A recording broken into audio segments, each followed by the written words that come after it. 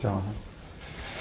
I hugely applaud the campaign you're part of to change the uncritical acceptance of often very crude and very dangerous religious beliefs in the United States. And I've always been a bit puzzled how it can be that a society which is so leading intellectually in some things like science and philosophy can also have this extraordinary tale of feeble thinking.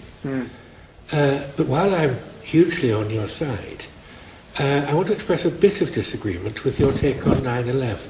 Sure. Because, well, anyway, I'm glad you had the take on 9/11 you did, because it led you to write these books. But I have a rather different take on it. You're struck by the fact that it was people who believed they were doing what the Prophet told them to do. I'm struck by the fact that lots and lots of people who believe in doing what the Prophet says and believe in that religion weren't in favour of this kind of terrorism. And if one looks at the actual things said, the statements made by bin Laden, it seems to me that while religion is undoubtedly part of the thing in the background, the deep sense of humiliation that many Islamic people feel because of things like American military presence in the Middle East, in places they regard as sacred, seems to me of much greater importance in understanding why they did what they did. And I see it as rather parallel to the way in which George Bush's foolish military adventures in response to it, sadly backed up by my former Prime Minister, these also seem to me, if you look at George Bush standing on the site of the Twin Towers after the wreckage, it seems to me that he's articulating a sense of humiliation that characteristically leads people to want to hit back.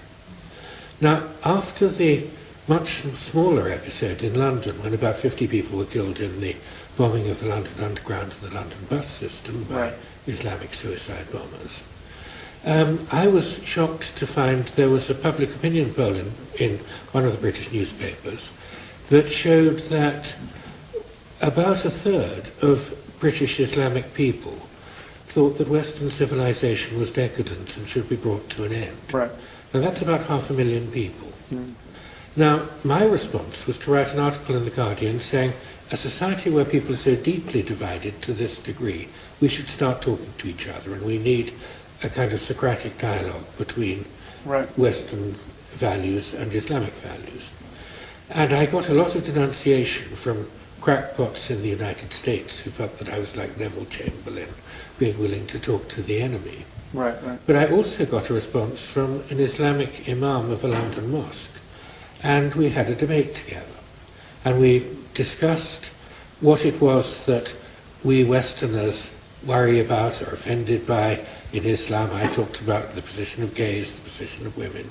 He talked about what he saw as moral decadence of various kinds, the toleration of crime.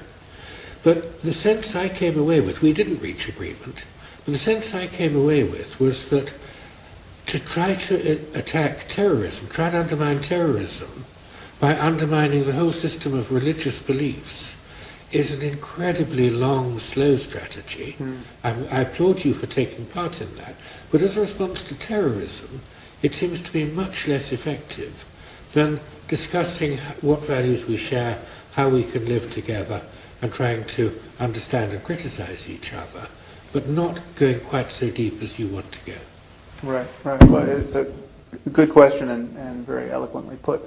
I think that it's not incompatible with my approach or how I view this.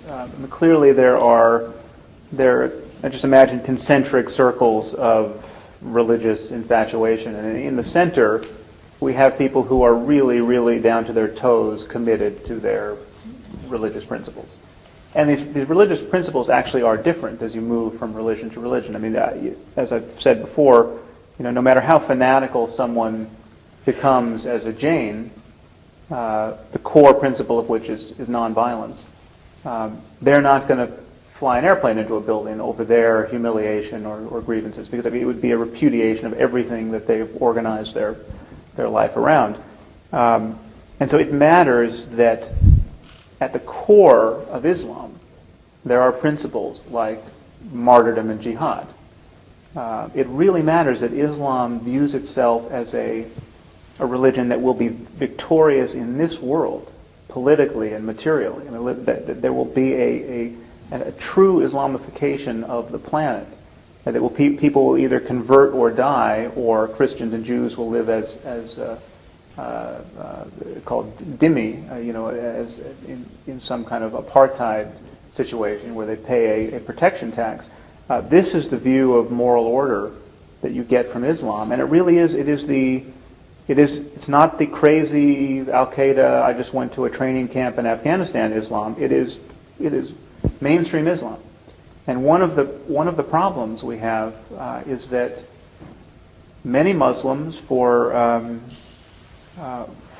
understandable reasons and some for really deplorable reasons, are playing hide the ball with the articles of faith and are eager to have the conversations of the sorts you have had from a very cynical and manipulative perspective. We're just going to keep having big families, and eventually it's going to be Eurabia, and the war will be won.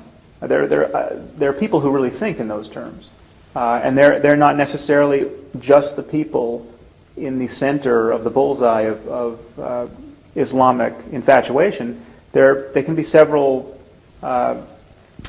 cantos out, just the kind of people who would never blow themselves up, but who think it's a good thing that some people will, and they don't really care if they blow up non-combatants, and they view Danish cartoonists drawing images of the Prophet as a moral offense equivalent to dropping bombs on people or flying planes into buildings. And these are theological grievances.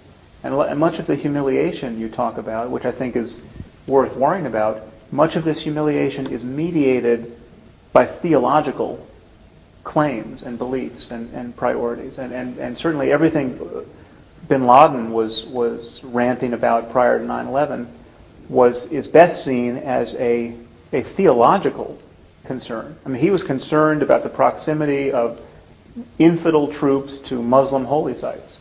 He's concerned about the caliphate. He's concerned about apostate, bad Muslim rulers in Saudi Arabia and other countries, insufficiently devout rulers. He's not only as a political opportunist has he become concerned about the fate of the Palestinians. And obviously he hates the Jews and he hates the existence of Israel. But these are all, through all of this, I mean, it can be sort of bent into the language of humiliation and equal rights and a repudiation of colonialism, and it's entangled with our energy policies. And yes, I mean, there's a lot that we should get straight. But we have to realize that there is a subset of the Muslim world that takes the idea of conquering the world for Islam very, very seriously. And we deny that at our peril.